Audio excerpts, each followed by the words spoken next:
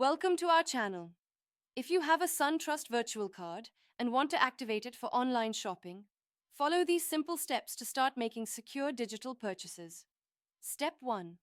Log into your SunTrust online banking account through the bank's official website or mobile app. Use your SunTrust username and password to access your account securely. Step 2. Navigate to the credit cards or virtual cards section of your online banking dashboard. Look for menu options like Manage Cards, Virtual Card Services, or Digital Wallet. Step 3. Locate your SunTrust virtual card in the list of available cards.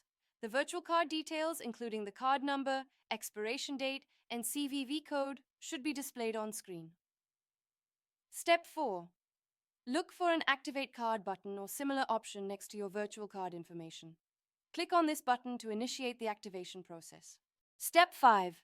Verify your identity by providing any requested information, such as your date of birth, the last 4 digits of your social security number, or a one-time verification code sent to your registered phone or email.